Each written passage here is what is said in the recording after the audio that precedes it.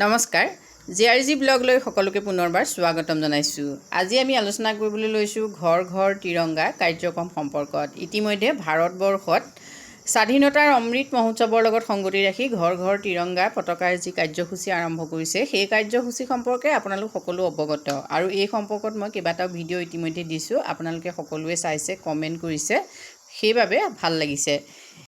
আজি দুদিনমানৰ আগতে অসমৰ মুখ্যমন্ত্ৰী মহোদয়ে এটা প্ৰেছ মিটত কৈছে যে যিবিলাক HSG গ্ৰুপে জাতীয় পতাকা প্ৰস্তুত কৰিছে তেওঁলোকে জাতীয় পতাকা বিক্ৰী কৰিব, কিন্তু জাতীয় পতাকা ইমান প্ৰস্তুত কৰিব পৰা নাই যিমানৰ প্ৰয়োজন আছে আৰু সেইবাবে চৰকাৰে বাহিৰৰ পৰা জাতীয় পতাকা আনিব। এতিয়া কথা হ'ল, চৰকাৰে যি জাতীয় পতাকা আনিব সেই জাতীয় পতাকা সুলভ মূল্যৰ দোকানত যিহেতু দিয়া হ'ব আৰু সেই জাতীয় পতাকা ক্ৰয় কৰিব পাৰিব সুলভ মূল্যৰ যিসকল সুবিধা পোৱা, অৰ্থাৎ যিসকলৰ ৰেচন কাৰ্ড আছে তেওঁলোকে কি হ'ব, সেই জাতীয় পতাকা ক্ৰয় কৰিব পাৰিব 18 টকাত আৰু HSGবিলাকে জাতীয় পতাকা ক্ৰয় কৰিব CLFৰ পৰা 60 টকাত।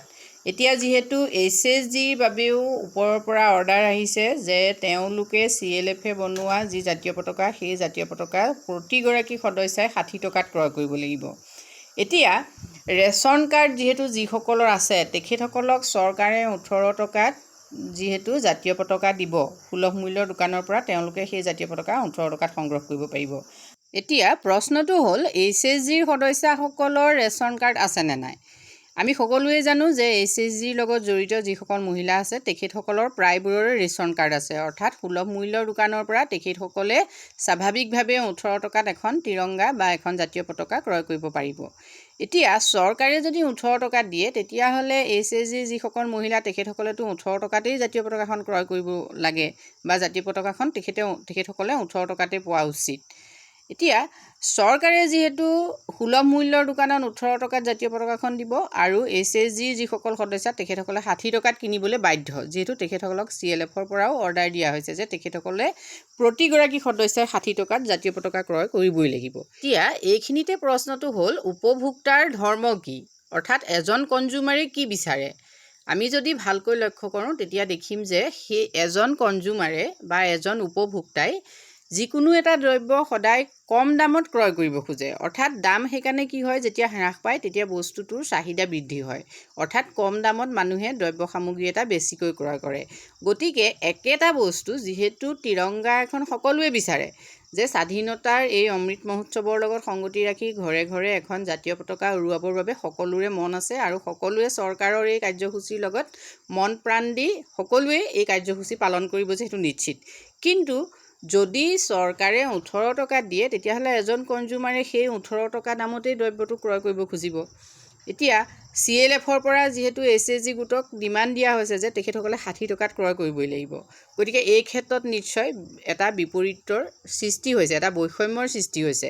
গতিকে চৰকাৰে আচলতে কি কৰিব লাগিছিলে এই ক্ষেত্ৰত, আমি ভাবোঁ চৰকাৰে যিসকল HSG গোটৰ মহিলাই জাতীয় পতাকা প্ৰস্তুত কৰিছে, যিমান জাতীয় পতাকা প্ৰস্তুত হৈছে CLFৰ আণ্ডাৰত সেই সকলো জাতীয় পতাকা চৰকাৰে ক্ৰয় কৰিব লাগিছিলে। চৰকাৰে এটা লিমিট দিব লাগিছিলে প্ৰতিটো CLFক যে 10,000 হ'লেও, মিনিমাম 10,000 হ'লেও আপোনালোকে জাতীয় পতাকা দিয়ক আৰু আমি সেই জাতীয় পতাকা ক্ৰয় কৰিম। গতিকে যিটো উচিত মূল্য সেই উচিত মূল্যত চৰকাৰে জাতীয় পতাকাখিনি ক্ৰয় কৰি পেলাই সেই জাতীয় পতাকাখিনি জনসাধাৰণক 18 টকাত দিয়াৰ ব্যৱস্থা কৰিব লাগিছিলে, অৰ্থাৎ সুলভ মূল্যৰ দোকানেদি দিয়া মিনছ সুলভ মূল্যৰ যি দ্ৰব্য সামগ্ৰী যিসকলে পায় সেইসকলকে দিয়ক, কিন্তু 18 টকাত তেখেতসকলক দিব লাগিছিল।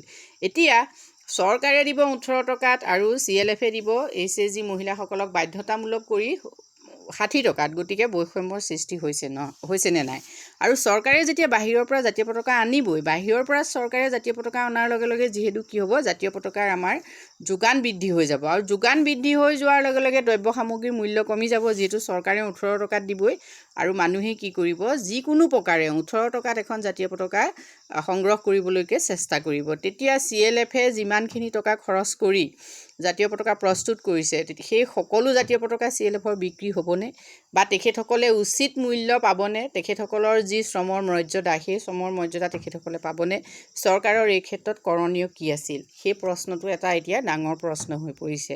গতিকে HSG যিসকল মহিলা তেখেতসকলে যিহেতু 60 টকাত এখন জাতীয় পতাকা ক্ৰয় কৰিবলৈও মানসিকভাৱে প্ৰস্তুত নহয়, যদিও তেখেতসকলে প্ৰতিবাদ কৰিব পৰা নাই, কিন্তু বহুতো HSG সদস্যাক ইতিমধ্যে আমি লগ কৰিছোঁ আৰু তেখেতসকলে এটা কথাই কৈছে যে জাতীয় পতাকাকে আমি নানো, দৰকাৰ হ'লে জাতীয় পতাকাকে আমি নানো, ঘৰতে বনাই দিম বা কিবা কৰিম, কিন্তু আমি 60 টকা পইচা নিদিওঁ। এনেকুৱা ধৰণৰ আমি বহু কথাও HSG সদস্যাসকলৰ পৰা শুনিছোঁ।